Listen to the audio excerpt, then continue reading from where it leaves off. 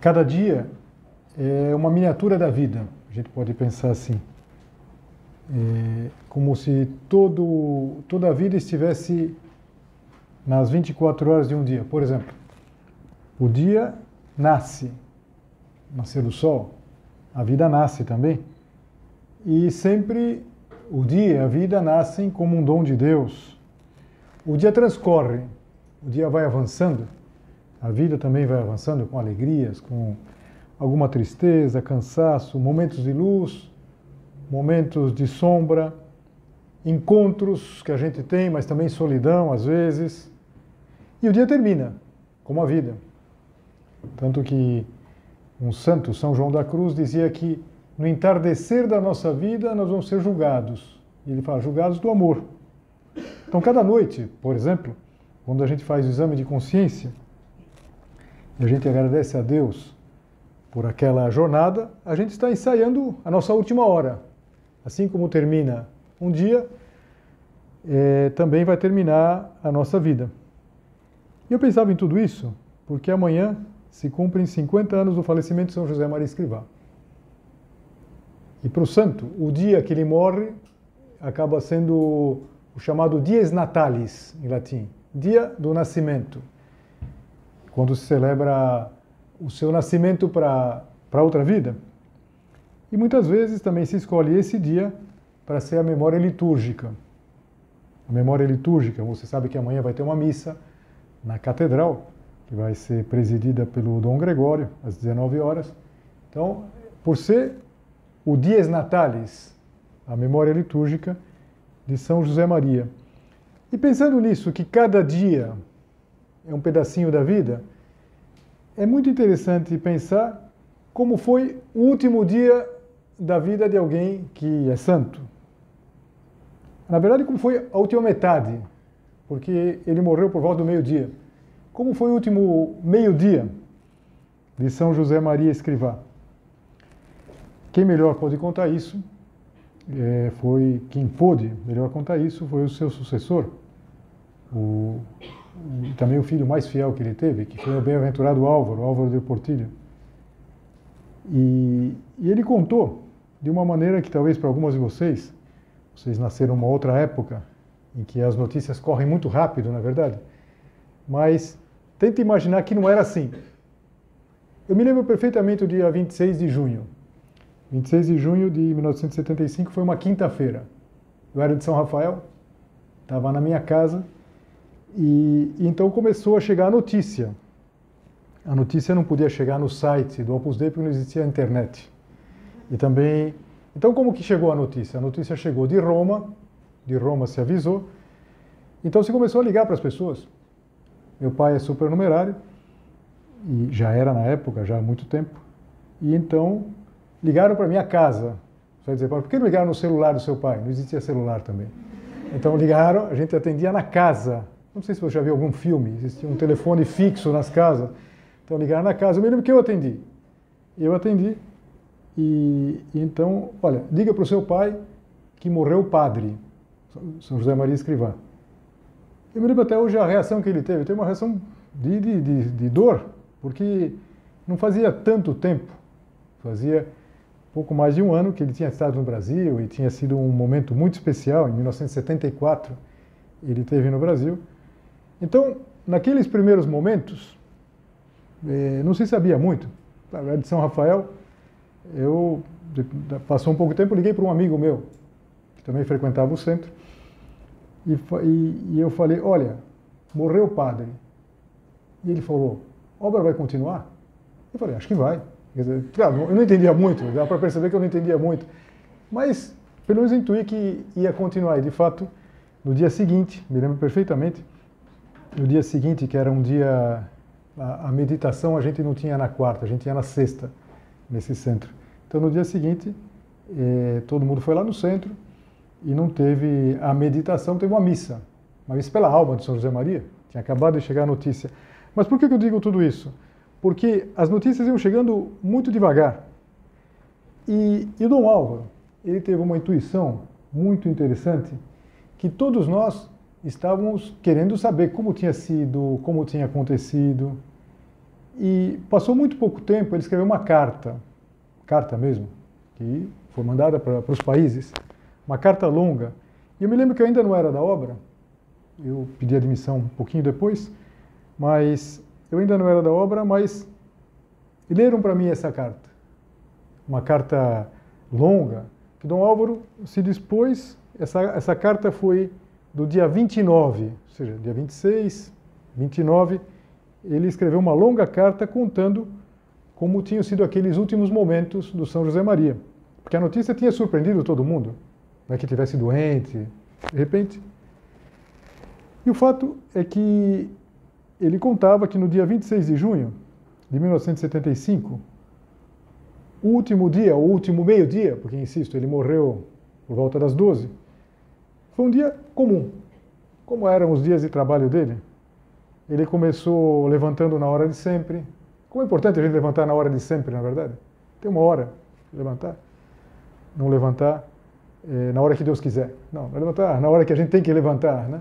Então levantou, celebrou a missa e depois do café da manhã, junto com o Dom Álvaro e o Dom Javier, eu falo Dom, mas não é que eles fossem bispos. Depois, tanto o Dom Álvaro como o Dom Javier foram bispos, mas aqui é uma coisa de nomenclatura. Normalmente a gente chama os sacerdotes de padre. Agora, na Itália, na Espanha também, creio que é assim, se chama de dom.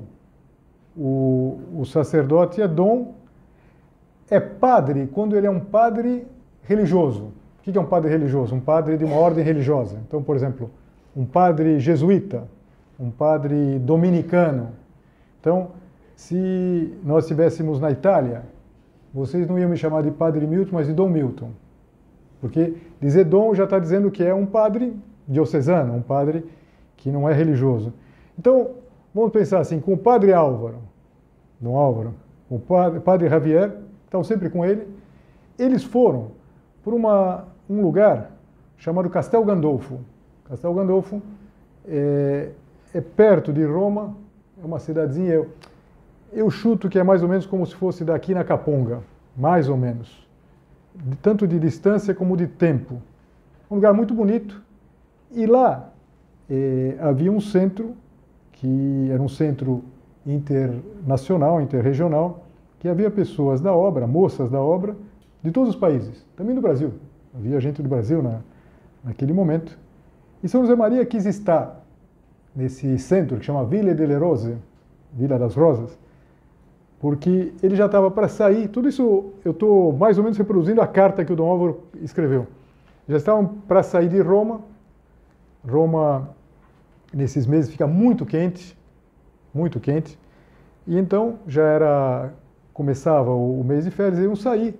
São José Maria costumava sair, às vezes ia por norte da Itália ou para a Espanha, e passava uns dias lá, um pouco mais tranquilo, trabalhando, e ele estava bem.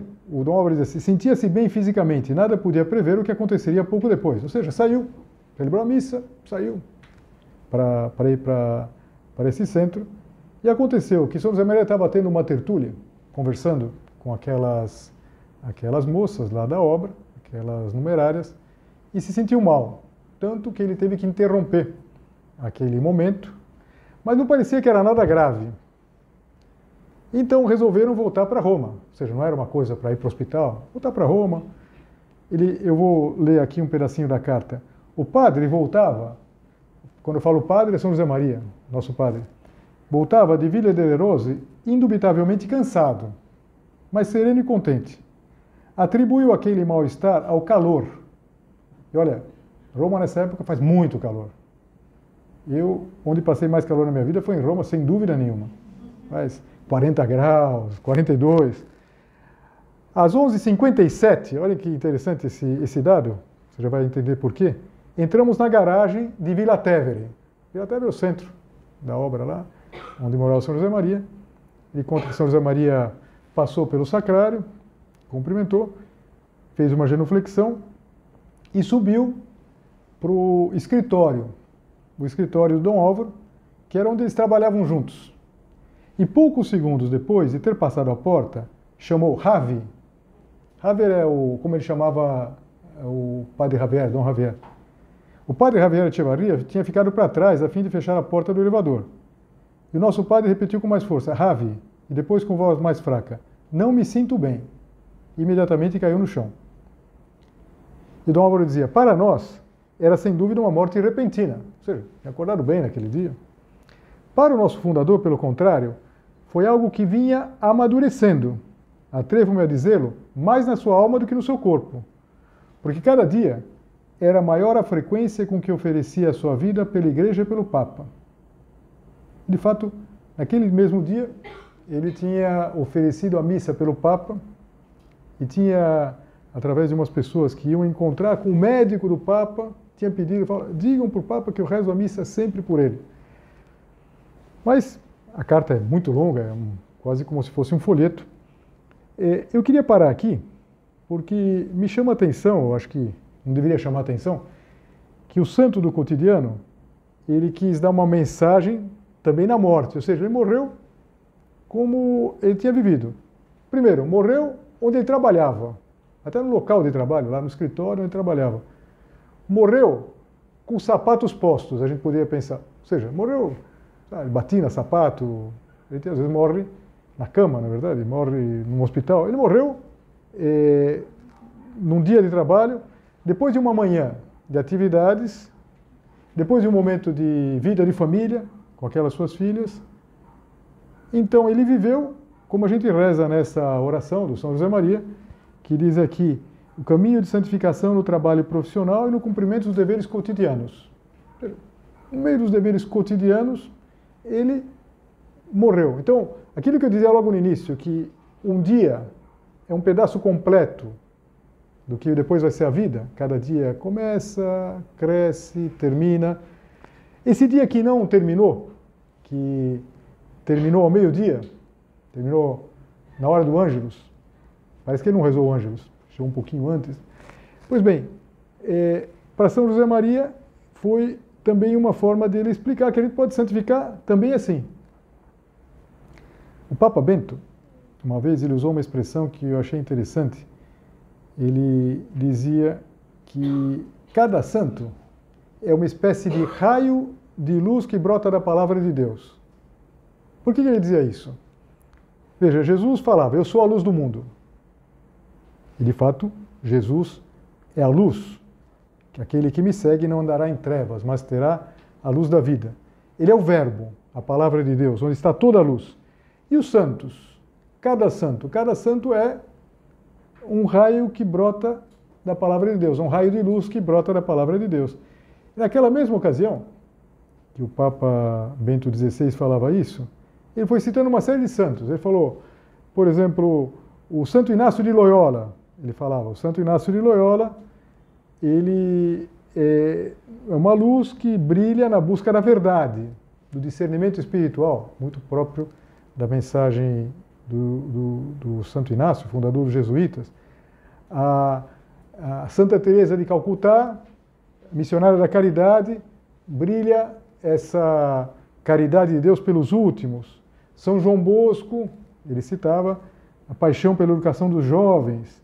Foi citando uma série de santos e dizia assim, São José Maria Escrivá, na sua pregação sobre a vocação universal à santidade. Ou seja, no santo do cotidiano, São José Maria, que amanhã são 50 anos da sua morte, ele nos mostra que a nossa santidade não está em coisas fora do dia a dia. E que tudo na nossa vida, até o último dia, pode ser normal, comum, cotidiano. É bom pensar nisso. É bom pensar nisso por quê? Porque, às vezes, a gente já pensou alguma meditação recentemente, mas a gente tende a imaginar a santidade alguma coisa fora do ordinário, fora do cotidiano. Não é interessante que a morte do santo do cotidiano seja uma morte comum, uma morte normal, um dia de trabalho? O nosso padre, assim a gente chama no Opus Dei, ele dizia que essa mensagem é uma mensagem para todos, chamada universal. Ele dizia que se se apoia lá no sede perfeitos como vosso Pai do céu é perfeito, o Sermão da Montanha. E quem é o santo? Quem faz coisas difíceis? A gente imagina sempre o santo como uma pessoa que faz coisas difíceis, que diz coisas bonitas, que tem muitos admiradores, tem muitos seguidores. Não. O santo é aquele que ama no trabalho profissional e no cumprimento dos deveres cotidianos do cristão. Que, aliás, é o que a gente pede para o São José Maria. Na oração que a gente reza, a gente pede que a gente saiba encontrar isso na nossa vida. Mesmo que ainda para vocês faltem muito tempo para chegar ao último dia, seria bom que cada dia a gente vivesse como se fosse o último. Lutar pela santidade, lutar para descobrir o amor de Deus nessas coisas mais triviais, as coisas mais simples. A gente não deve esperar coisas espetaculares. A santidade está levantar na hora certa, cumprir os próprios deveres. Para a maior parte de vocês, o dever é o estudo. Então, estudar. Agora, nas férias, para muitas de vocês também, descansar e saber aproveitar, não ficar sem fazer nada, mudar de atividade, alguma coisa mais estendida, mas que tenha uma certa utilidade. E tudo isso com normalidade. O Evangelho, por sinal, vai ser o Evangelho que vai ser proclamado amanhã na missa solene. O Evangelho que a Igreja escolheu para a memória do São José Maria Escrivá é muito sugestivo. E ele tem muito a ver com o mar alto, porque é aquela passagem de São Lucas em que Nosso Senhor diz para São Pedro, ele sobe na barca de Pedro para pregar, e quando termina a pregação, ele convida São Pedro para se afastar da margem, ir para o mar alto, para o alto mar, em latim. Estou vendo aqui na viga, do lado de cá eu vejo duc in altum, quer dizer, navega para águas mais profundas, e para pescar. Mas é interessante porque no começo do Evangelho se conta que naquele dia, ou melhor, naquela noite anterior àquele dia, tudo acontece numa manhã, São Pedro, como os pescadores costumam fazer, tinha tentado pescar e não tinha conseguido nada, tinha passado toda uma noite sem sucesso. E Jesus Cristo, que não era do ramo, afinal de contas vamos lembrar que Jesus Cristo era carpinteiro, São Pedro era pescador. Jesus Cristo fala para ele para navegar para águas mais profundas e lançar a rede. Eu acho que esse convite, navegar para águas mais profundas, navegar para o mar alto, para o alto mar, na verdade, é um convite que a festa do São José Maria podia representar para cada um de nós. Imagino que muitas de vocês, quase todos vocês, estarão amanhã à noite. Aliás, porque é uma oportunidade também de dar a conhecer, na verdade. Mas um irmão, uma irmã, o pai, a mãe, os tios, um namorado. É uma chance de dar a conhecer o que é o Opus Dei, qual é a mensagem do Opus Dei. Então, é um convite para todos nós avançarmos para águas mais profundas. Mas vamos reparar bem na cena.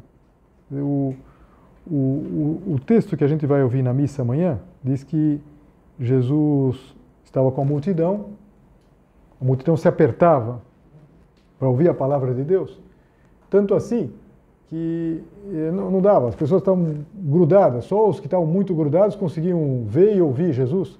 Então a solução que tiveram foi o quê? Jesus subiu na barca de Pedro, que estava lá na margem, tinha voltado depois de toda aquela noite que não tinha sido frutuosa. Então, subiu na barca e se afastou um pouquinho. Então, imagina, a barca funcionou como se fosse uma espécie de parlatório lá, tinha um auditório, ele falava, as pessoas viam, podiam ouvir, tá, alguns metros da margem. E vamos entrar nessa cena. Quantas vezes a gente está com essa inquietação, mas quando termina, o convite avança para águas mais profundas, é um convite surpreendente. Surpreendente por quê? Porque, por um lado, parece que não vai adiantar. São Pedro tinha tudo para dizer, senhor, pescador sou eu, senhor me desculpe, eu entendo, eu não vou avançar para águas mais profundas, porque se eu não pesquei de noite, quanto mais de dia. Não é a hora de pescar. A gente sabe, todo mundo já viu lá no mercado dos peixes, a gente vê chegando os barcos que pescaram de noite, não é de dia. Então, talvez de noite eu vá pescar em águas mais profundas. Mas São Pedro intui que aquele convite de Jesus, ele tinha algo de especial. E você conhece a passagem, que ele, de repente, quando ele joga a rede, eles não conseguem nem tirar a rede, tanto peixe que tem. A ponto de que a barca lá, ela começa a afundar, vem outra barca para tentar ajudar. Então, na nossa atividade, nas nossas coisas, que às vezes parece que não dão muito certo, que a gente pensa, bom, santidade, na minha vida, santidade na minha faculdade, vai? Nesse grupo que eu estou, com esse grupo de pessoas, nesse momento da minha vida, que eu tenho umas coisas para fazer que parece que não me levam na direção de Deus. O que eu vou avançar para águas mais profundas? Talvez sim, eu tenha que esperar. São Pedro podia dizer, tá bom, Senhor, mas amanhã, ou hoje à noite. E Jesus talvez está falando para nós que nós, agora mesmo, não depois, não quando você se formar, não quando mudar alguma circunstância, mas agora, Deus te espera. Águas mais profundas. Duc in alto, palavra bonita, né? Duque de ducere, conduzir, conduz, navega para águas mais profundas. Ele dizia assim, São José Maria, Deus nos espera cada dia. E aqui ele faz uma enumeração interessante. No laboratório, na sala de operações de um hospital, no quartel, na cátedra universitária, na fábrica, na oficina, no campo, no seio do lar e em todo o imenso panorama do trabalho. Ele dizia isso no final da década de 60 do século passado. Se ele estivesse fazendo essa homilia hoje, o que ele ia dizer? No mundo digital. Deus nos espera no mundo digital. Claro que espera. E não esqueçamos nunca algo de santo, de divino, escondido nas situações mais comuns. Algo que a cada um de nós compete descobrir. Vamos pensar nisso. Quer dizer, quando a gente ouve falar de que a gente pode ser santo na nossa circunstância, que São Pedro pode avançar para águas mais profundas, a gente tem uma certa reação. Naquela ocasião, São Pedro diz assim, mestre, nós trabalhamos a noite inteira e nada pescamos. Mas logo em seguida ele já corrige assim, mas em atenção à tua palavra eu vou lançar as redes. Pedro é consciente da dificuldade, mas também é consciente de que Deus tem um plano.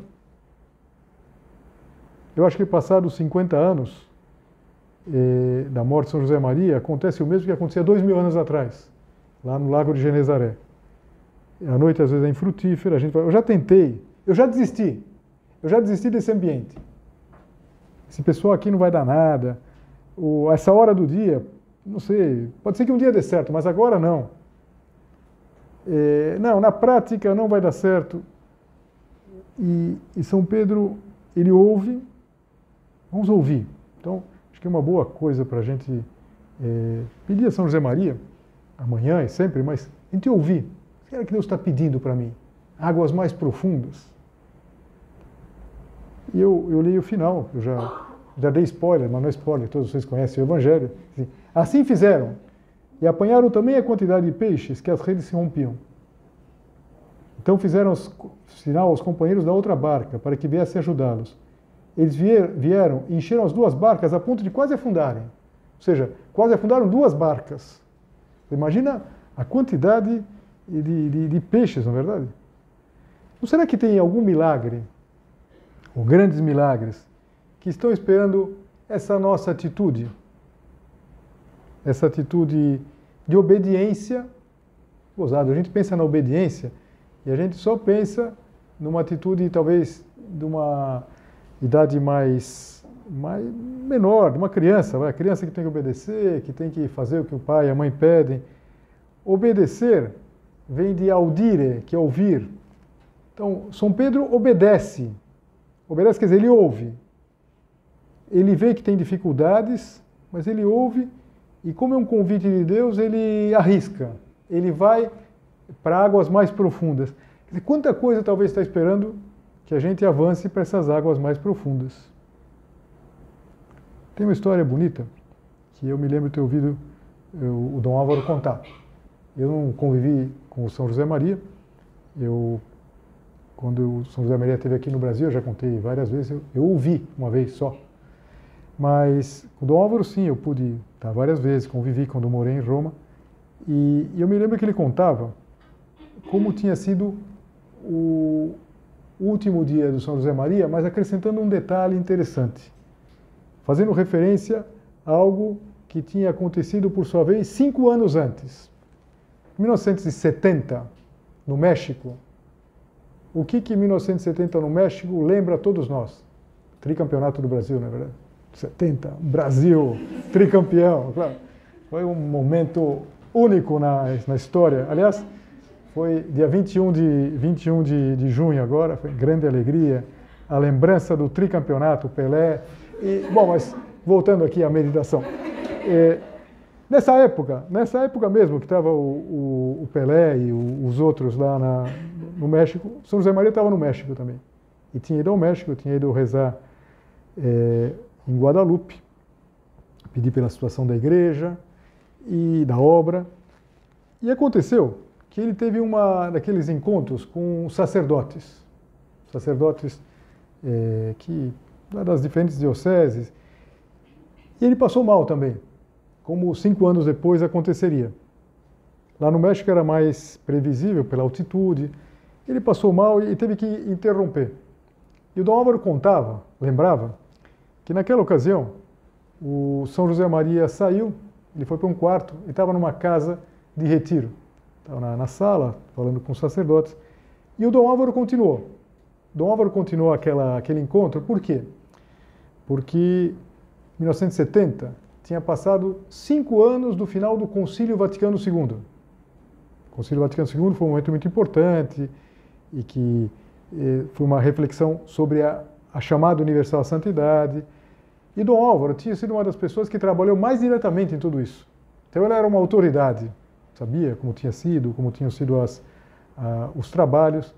Então ele continuou aquela tertúlia com os sacerdotes lá de diferentes lugares do México, que iam perguntando coisas para ele da teologia daquele momento. E nesse momento, o São José Maria, ele foi descansar um pouquinho. Ele deitou num quarto, tem uma pessoa que acompanhou ele para ver se estava tudo bem. E quando ele deitou, de frente assim, tinha uma imagem de Nossa Senhora de Guadalupe. Eu não sei se você já viu a imagem de Guadalupe. Nossa Senhora, ela está dando uma flor para aquele índio, Juan Diego. Tem uma história bonita. Quem sabe, lá em dezembro a gente faz uma meditação na festa de Guadalupe, só contando a história de Guadalupe. Mas é isso, Nossa Senhora está entregando uma flor para aquele índio. E São José Maria, vendo aquilo, ele falou, como eu queria morrer assim, olhando para Nossa Senhora que ela nos entregasse uma flor. E o Dom Álvaro contou uma circunstância muito bonita. Ele contou que naquele quarto onde o São José Maria morreu, tinha uma imagem de Nossa Senhora de Guadalupe. Eu não sei se porque Dom Álvaro era de origem mexicana. Ele era espanhol, mas a mãe era mexicana. Então, tinha uma imagem de Nossa Senhora de Guadalupe. E ele contava para a gente, dizendo assim, olha, eu tenho certeza que o nosso padre olhou. Porque sempre que ele entrava numa sala, ele olhava para a imagem de Nossa Senhora. Então, de fato, aconteceu isso. Quer dizer, o último momento da vida dele, ele olhou para Nossa Senhora. Bonito isso, na verdade. Quer dizer que o meio-dia, assim, o último dia da vida dele, terminou também olhando para Nossa Senhora. Não é como a gente quer que termine a nossa vida? A gente diz assim, agora e na hora da nossa morte. Nossa Senhora vai olhar para a gente. Vamos pedir para Nossa Senhora, para Jesus, que nos preside aqui do Sacrário, que a gente tenha uma vida procurando santificar o cotidiano, que no final ela também nos dê uma flor. Esse encontro que a gente quer ter com ela no final da nossa vida. Então, pode ser muito interessante pensar em tudo isso. Eu já vi que no site da obra saíram muitos materiais interessantes contando isso do último dia. E com certeza lá você vai encontrar coisas bem mais estruturadas do que isso